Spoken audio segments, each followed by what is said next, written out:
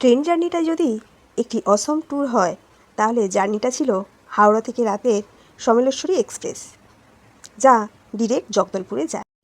15ই August 2024 আমরা হাওড়া থেকে রওনা দিয়েছিলাম। এই ট্রেনের যাত্রাটা পুরোটাই এক রাত ও তার পরের সারাদিনের।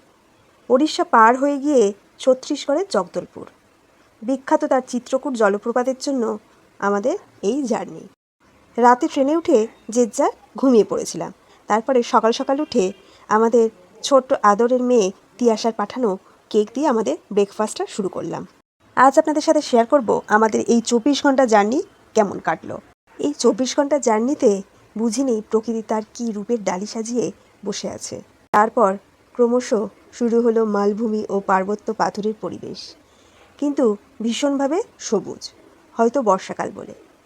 ঘড়িতে তখন সকাল 9:02। সম্বলপুর পৌঁছে গেছি, আর এখানে বিক্রি হচ্ছে সামোসা ইডলি। তাই অনেকেই এই সামোসা ইডলি ব্রেকফাস্টের জন্য কিনে নিল। আর আমি একটু, যেহেতু সম্বলপুরে কিছুক্ষণ দাঁড়ায়, তাই ট্রেন থেকে নেমে একটু ভিডিও করে নিলাম। সারা প্ল্যাটফর্ম জুড়ে এখানে কোনো খাবারের দোকান দেখতে পেলাম না সেভাবে। এই ট্রেনে প্যান্ট্রি কার নেই, সেহেতু খাবার নিয়ে কিন্তু একটা সমস্যা রয়েছে। আমরা যারা এসেছি বেশিরভাগই বাড়ি থেকে খাবার নিয়ে এসেছি। এখানে ট্রেন বেশ কিছুক্ষণ দাঁড়ানোর জন্য কৌশিক, কাকলিদি, সুচরিতাদি 2টো পেটি জল তুলে নিল সবার জন্য, কারণ সারাদিনের ট্রেন জার্নিতে জল লাগবে। আর যেভাবে দেখা যাচ্ছে ট্রেনে কিন্তু সেভাবে জল উঠছে না।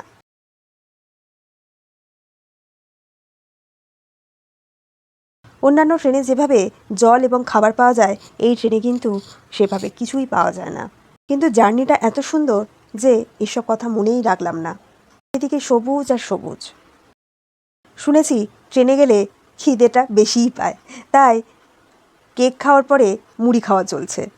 আর সারাদিন আমাদের গল্প তো চলছেই, কারণ 24 ঘন্টা জার্নি, কী করা যাবে, কতক্ষণ ঘুমানো যাবে, তাই গল্পে কিন্তু আমরা সব মশগুল রয়েছি। আমাদের সাথে নদীগুলো ছুটে চলেছে প্রবল বেগে।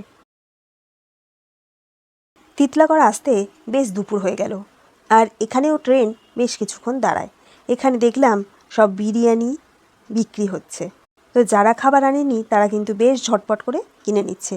না, সেভাবে যে প্রচুর পরিমাণে বিক্রি হচ্ছে তা কিন্তু নয়, খুব কম পরিমাণে বিক্রি হচ্ছে। শুধু এগ বিরিয়ানি নয়, এখানে ভেজ থালি, চিকেন থালি বিক্রি হচ্ছে। তিতলাগড় ছেড়ে আবার সবুজের মাঝে ছুটতে লাগলাম। কি যে অসাধারণ জার্নি, আপনাদেরকে বলে বোঝানো যাবে না। যেহেতু এসিতে আমরা বসে আছি, সেজন্য এখান থেকে ভিডিওটা বেশ ভালো করে তোলা যাচ্ছিল না। সবাই একে অন্যের কোচে গিয়ে গল্প করতে শুরু করলাম, কারণ সবার কিন্তু একই কোচে সিট পড়েনি। তিতলাগড় থেকে দুপুরের খাবার উঠেছে।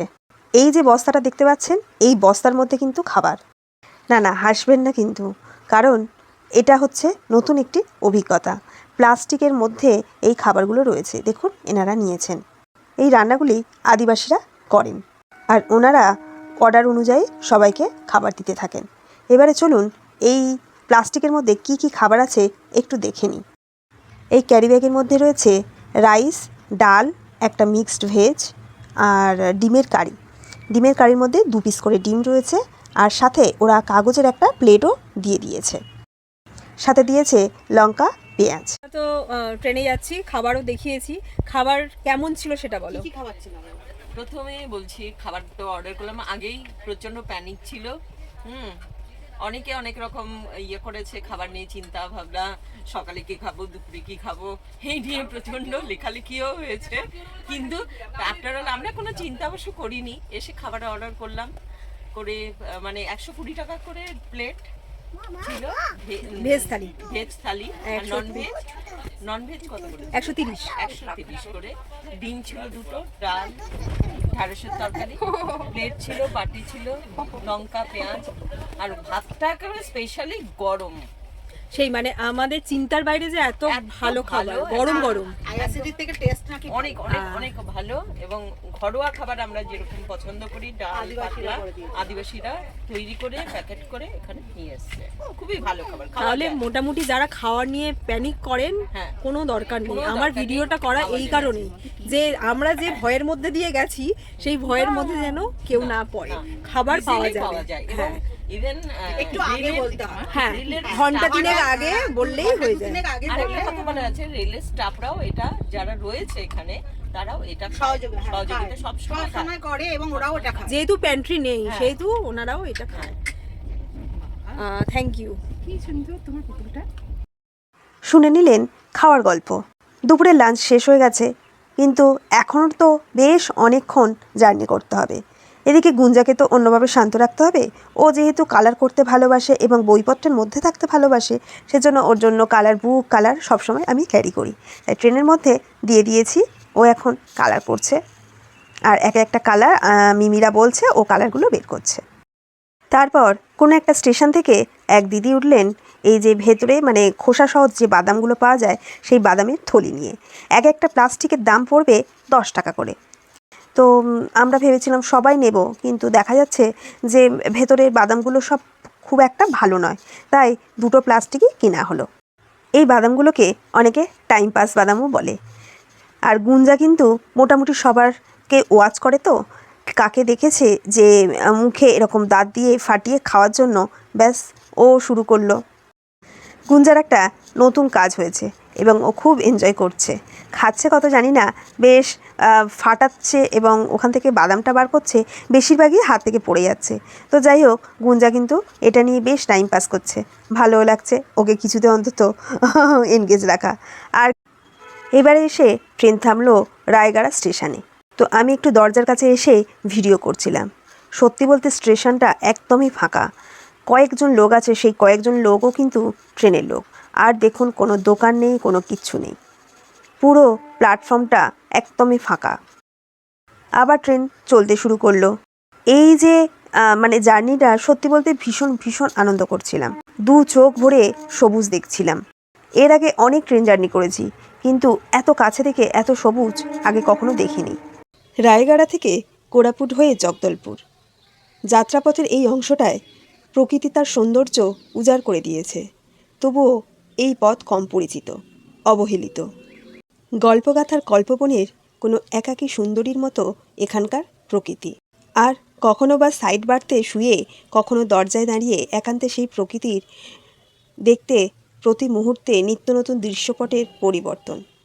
পেরিয়ে গেল কত টানেল, কত ব্রিজ, পাহাড়, নদী। মাঝে মাঝে সঙ্গী হলো মজুত করা প্রিয় খাবার অথবা প্রিয় গান, কিংবা প্রিয় রেলগাড়ির ধস। এরপরে শুরু হলো টানেল। দরজার কাছে দাঁড়িয়ে একটু ভিডিও করার চেষ্টা করছিলাম। না, আমি একদম দরজার কাছে দাঁড়িয়েছিলাম না, বেশ কিছুটা দূরত্ব ছিল। কিন্তু হঠাৎ একজন এসে বললেন যে দিদি, এখানে দাঁড়িয়ে ভিডিও করবেন না, এখানে অনেকেই ইট পাথর ছুঁড়ে আপনার ফোনটা নিয়ে নিতে পারে। আমার দরকার নেই ভিডিও, সেজন্য আমি তড়িঘড়ি করে ভিতরে চলে এলাম। অ্যাকচুয়ালি আমি টানেলটা দেখানোর জন্য এখানে দাঁড়িয়েছিলাম। এখানে এই জার্নিতে 22টা ব্রিজ, 28টা টানেল রয়েছে। সারাদিনের জার্নি যেহেতু, গুঞ্জা ওর এক দাদাকে পেয়ে গেছে। দাদার কাছে একটি গাড়ি আছে, ওর কাছে একটি ডল আছে। তো একবার দাদার গাড়ি নিচ্ছে, ও ডল ফেরত দিচ্ছে। এইভাবে ও কিছুক্ষণ দাদার সাথে খেলে নিল। রাতের ডিনার কেউ কেউ কোরাপুট থেকে নিয়ে নিল। সে এক যুদ্ধ করেই প্রায় ধরতে গেলে এই খাবার নেওয়া হলো। রুটি, সবজি এরকম কিছু ছিল। তো যেহেতু আমি খাইনি, সেটা আমি ঠিক বলতে পারছি না। তখন গুঞ্জা বেশ ঘুমের একটা নেশা ছিল, সেজন্য ওকে নিয়ে ব্যস্ত হয়ে পড়েছিলাম। এত সুন্দর ট্রেনের জার্নি আর গান হবে না, সেটা হয়?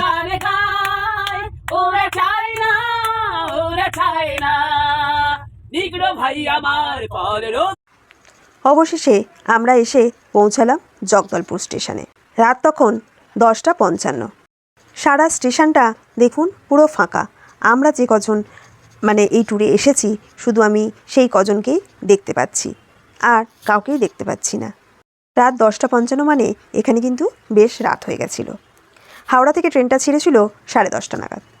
স্টেশন থেকে হোটেলে আসতে সময় লেগেছিল 20 থেকে 25 মিনিট।